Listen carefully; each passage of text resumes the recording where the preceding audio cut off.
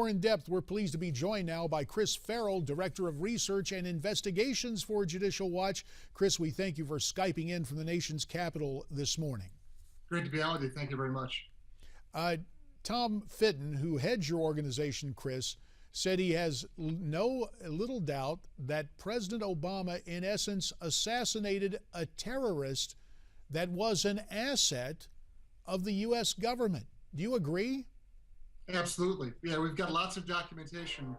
We've got thousands of pages about Anwar al-Awlaki and his activities in Washington, D.C., hundreds of pages of surveillance logs of the FBI following him, and in particular, a set of documents where the Washington field office is communicating with the director of the FBI, who then communicates again further on to the Attorney General.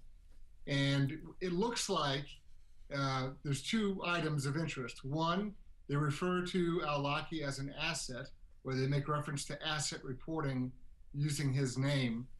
And then it looks like about 10 days before he re-entered the country, they were looking to indict him. So there's lots of activity, there's lots of maneuvering on the part of the FBI. And we also believe that there's significant CIA interest in al-Awlaki from his visit on a Hajj pilgrimage to Saudi Arabia, where he got in trouble with the Saudi Arabian police and quickly announced, "I'm an American, I want to talk to my embassy." So there's lots about al-Awlaki that remains hidden, but it's pretty clear that he was an asset of somebody, whether it's the FBI or the CIA. He was working for the United States in some capacity. And as you recount some of these episodes, there are others. For example, correct me if I'm wrong, but al-Awlaki was in custody at JFK Airport back in 2002. He was released, and was there not a warrant out for him at that same time?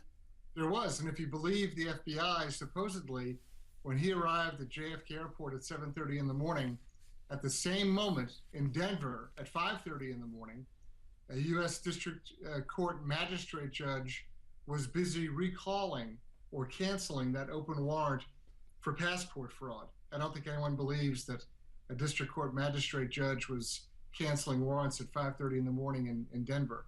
But that's the story that's given. And an FBI agent by the name of Wade Ackerman directed the release of al-Awlaki from JFK. There's crazy stories in addition. Al-Awlaki was declared a terrorist by the United States government on the 4th of February, 2002.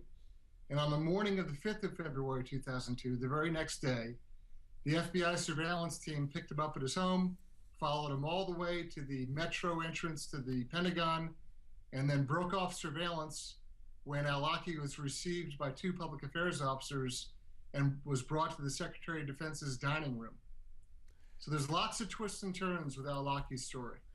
And in about the minute and a half that remains, I know you guys are trying to process this information, but the obvious question is, who was directing this? Did this come, given the timeline you offered, did this come from our former Commander-in-Chief, George W. Bush, or Defense Secretary Rumsfeld, or Judge Mueller, who was heading the FBI? How high do you think this thing goes?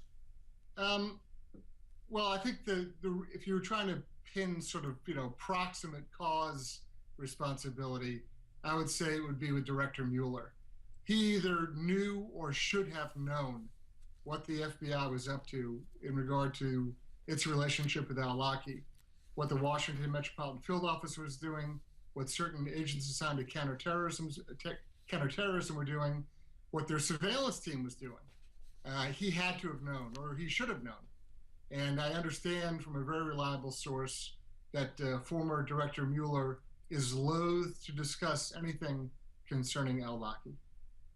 Well, looks like some people are going to beat a path to his doorstep and ask Judge Mueller some questions in the not too distant future. Speaking of questions, we've got a few more for you. We're going to ask you to stick around. Sure. And on the other side, when we come back, we're going to talk about what has been characterized as the worst prison break in American history.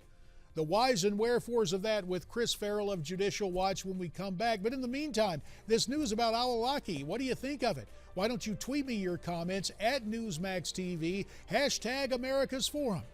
And we'll be right back. following this timeout.